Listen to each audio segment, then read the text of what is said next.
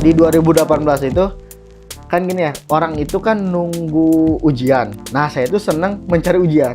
Masalah lah gitu, senang. Tapi bukan masalah ujian. Jadi 2018 itu saya itu harus nyusun skripsi, harus kampanye, dan nikah juga. Walah, banyak ya agenda. Jadi prinsipnya kagok capek lah gitu. Jadi langsung aja 2018. Nah, ketemu istri itu saya itu kalau zaman sekarang mah mungkin ta'aruf lah ya. Ta'aruf atau dikenalkan sama bibi di Bandung. Ketemu di kafe, langsung ditunjuk kayak ke rumah mau ngajak nikah.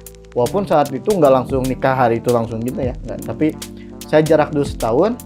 Karena apa? Ketika saya ke kakek saya, boleh menikah, tapi syaratnya harus saum Senin Kamis dulu. Oh, ada syaratnya ya? Ya, jadi syaratnya saum Senin Kamis dulu sama punya usaha.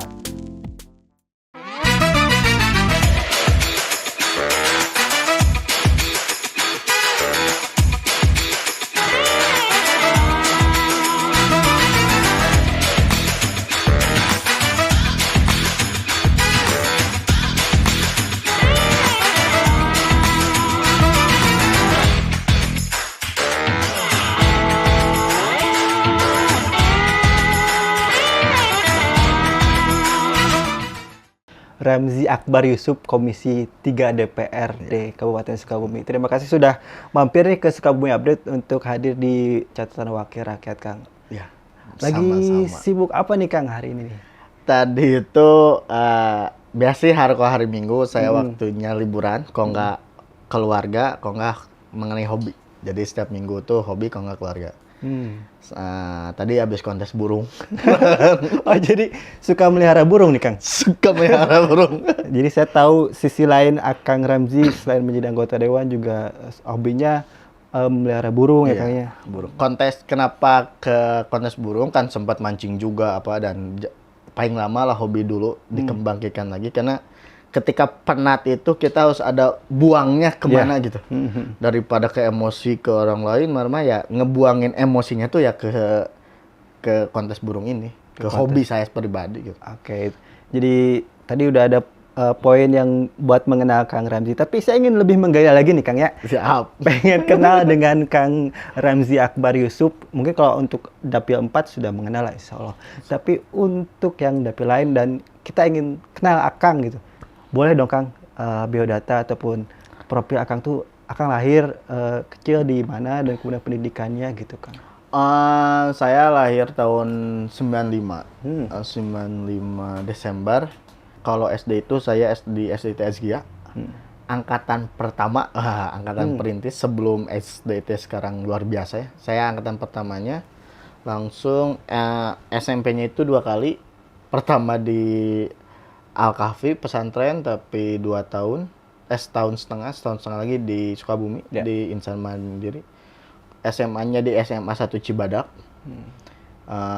Terus kuliahnya itu pertama daftar di UIN Bandung, jurusan psikologi, karena setengah tahunan lah, karena beberapa hal dan tidak sesuai dengan mimpi saya juga. Saya balik lagi ke Sukabumi, kuliah sampai lulus tuh di STI PGRI Sukabumi.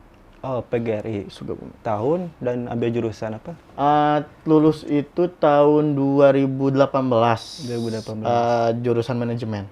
Jurusan manajemen ya. Oke. Jadi dari situ Akang mencoba menggali ilmu soal organisasi politik ya? Sebetulnya kalau saya itu kuliah itu baik tuh, karena saya di Bandung, ke Sukabumi sebenarnya nggak akan kuliah, mau bisnis saja, bisnis, tapi karena almarhum kakek saya bilang kuliah itu penting, ijazah itu penting gitu, makanya saya kuliah.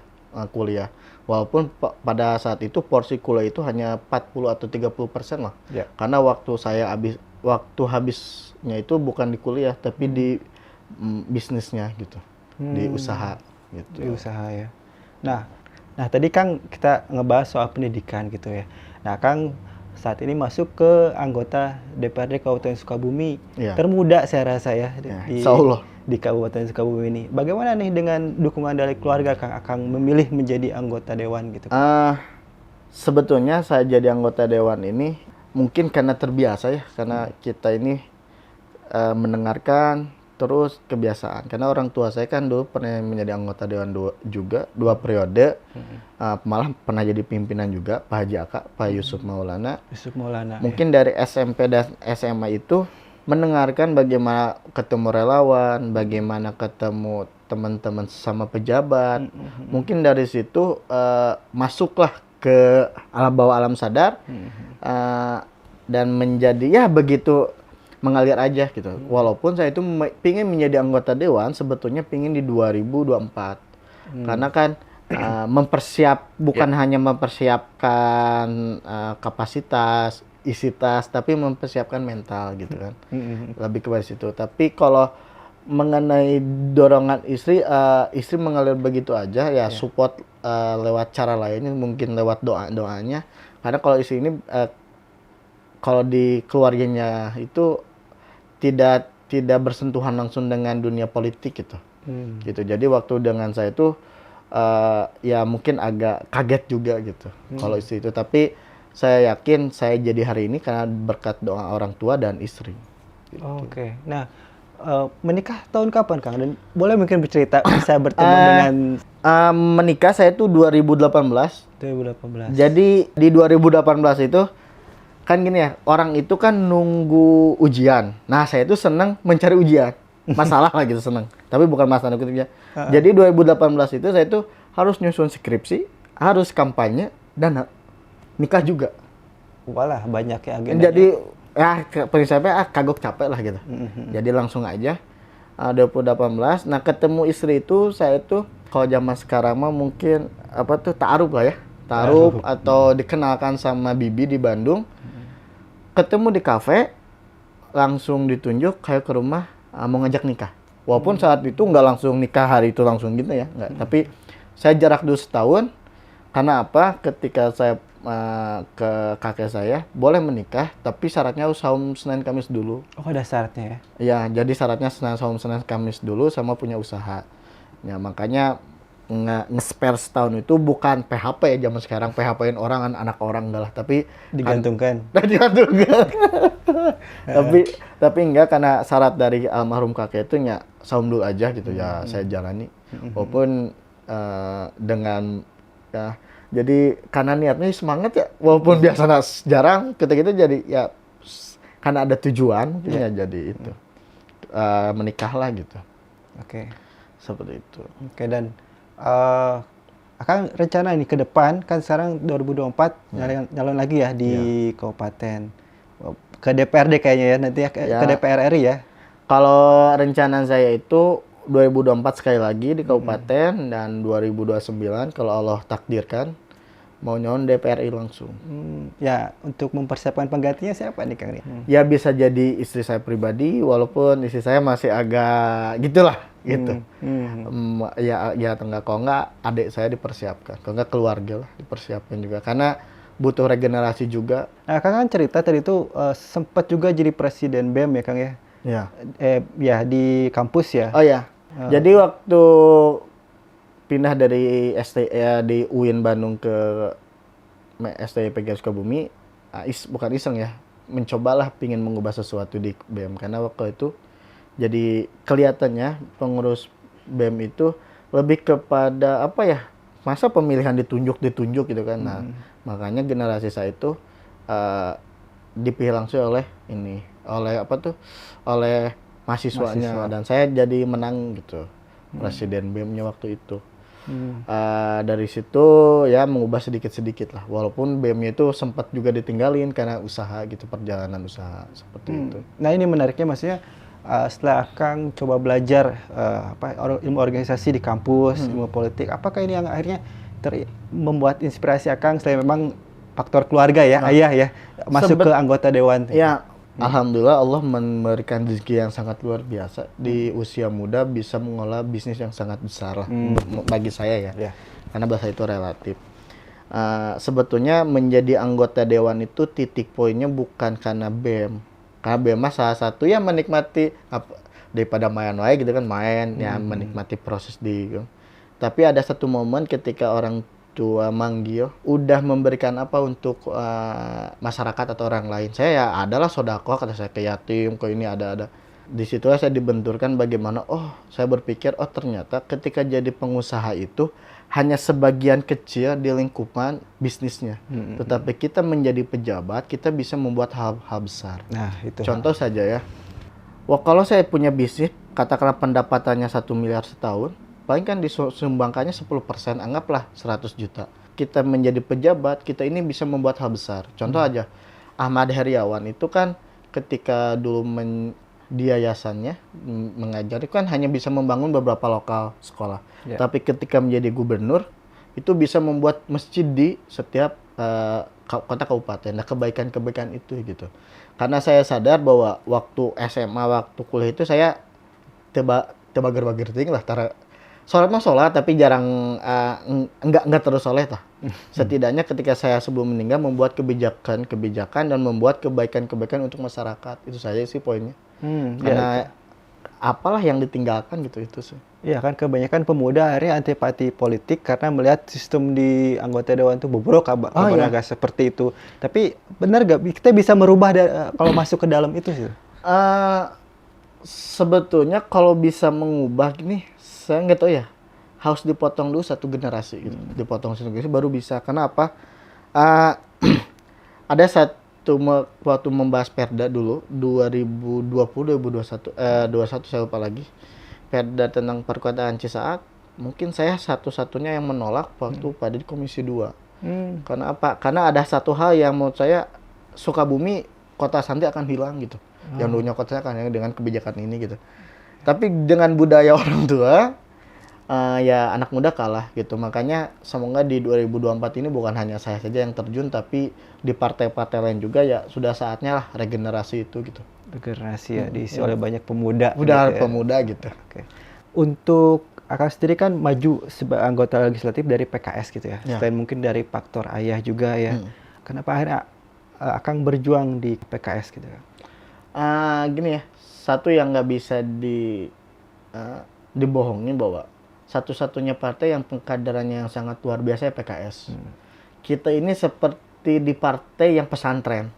Kenapa? Karena seminggu sekali kita dibina lewat UPA, terus diperhatikan lewat bagaimana ruwiyahnya, habuminallahnya itu ya menurut saya itu hanya ada di PKS gitu. Dengan tadi kan kenapa melabur ke PKS, setidaknya manusia tidak sempurna, tapi setidaknya ketidaksempurnaan itu kita tutupi dengan hablum minallah kita. Karena PKS-nya terus menjaga itu semua gitu. Karena menjaga itu sih kepada titik itu gitu, kenapa PKS. Yang kedua, saya yakin PKS ini grade-nya, statistiknya akan naik terus gitu. Walaupun banyak yang mengatakan bahwa PKS ini turun, kayak kemarin survei A, survei B, PKS-nya turun. Tapi faktanya ketika turun itu akan naik gitu. Saya melihat kayaknya sih 2024 udah waktunya PKS gitu.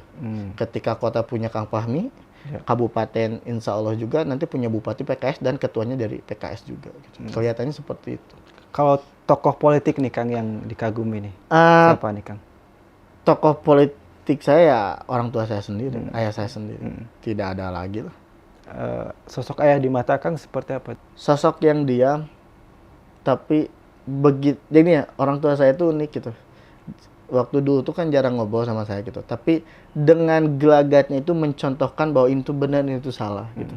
Kan jadi ayah saya tuh jarang marah gitu ya, tapi mencontohkan ini loh cara salahnya, ini loh yang benarnya gitu, lebih kepada praktek langsung gitu. Karena kan anak muda itu lebih senang dipraktekkan daripada diceramahin ya. Nah, gitu kan. Makanya gaya itulah yang langsung gitu dan ngena banget gitu. Contoh aja, bagaimana cara ikhlas, bagaimana cara ini, itu orang tua gitu. Orang tua itu udahlah gitu, sabar, udahlah waktunya gitu. Jadi langsung ngena ke saya pribadinya juga gitu. Nah Kang, sekarang kan berarti sudah hampir 1 periode ya.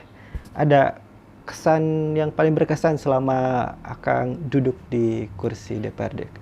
Yang paling berkesannya itu adalah ketika, walaupun kita ini kan bukan malaikat ya bisa membantu semua, tapi saya pernah ada momen bahwa ada di satu tempat ketika saya bantu langsung secara pribadi maupun anggaran pemerintah, itu ada masyarakat sampai sujud-sujud gitu. Sama nenek-nenek, alhamdulillah Jang, itu kira-kira. Saya begitu menyentuhnya bahwa ternyata saya tuh masih bermanfaat gitu. Ternyata anak muda itu bisa bermanfaat di titik itu. Jadi oh berarti benar jadi pejabat tuh seperti ini gitu. Karena kalau gini lah, kita kan kalau anak muda biasanya kan cekakak cekikik ya, tidak tahu sisi lain. Tapi ketika saya terjun itu melihat orang tua seperti itu dibantu, dan itu ada kepuasan tersendiri yang nggak bisa ternilai gitu. Itu yang sangat saya berharga, apalagi yang di daerah-daerah ujung gitu kan, pelosok-pelosok juga seperti itu. Jadi ada satu yang membuat spirit saya, oh ya harus terus perjuangan di politiknya harus terus diperjuangkan gitu. Seperti itu. Kalau untuk generasi milenial nih Kang nih, pesan nih apa nih? Pesan untuk teman-teman pemuda seangkatan saya maupun di bawah saya, teman-teman semua, di 2024 ini momen kita lebih banyak daripada orang tua. Pertanyaannya, kita akan menjadi sapi perah suara mereka atau kita punya wakil generasi kita. Jadi semoga teman-teman di partai manapun mencalonkan anak mudanya gitu. Mempersilahkan anak mudanya bukan hanya memberi kesempatan tapi peluang juga dengan yang terbaik. Karena suka nggak suka yang paham generasi kami ya kami, bukan teman-teman. Karena ada hal unik ya. Apa? Ada di foto sok-sok anak muda, nah kolot mah kolot gitu. Kayak yang memahami generasi kami ya kami saja gitu. Dengan cara pemahaman kami dibimbing oleh orang tua, harus seperti itu. Harus seperti itu. Ya semoga di 2024 ini banyak anggota dewan yang muda. Amin. Siap. Termasuk salah satunya Akang tentunya. Ya, saya ketuanya. Amin. Ketua dewan. Mudah-mudahan karir Akang terus berkembang cemerlang dan juga tetap sehat Kang. Terima kasih banyak waktunya sudah menyempatkan waktu di catatan wakil rakyat Sukabumi Update. Turun Kang.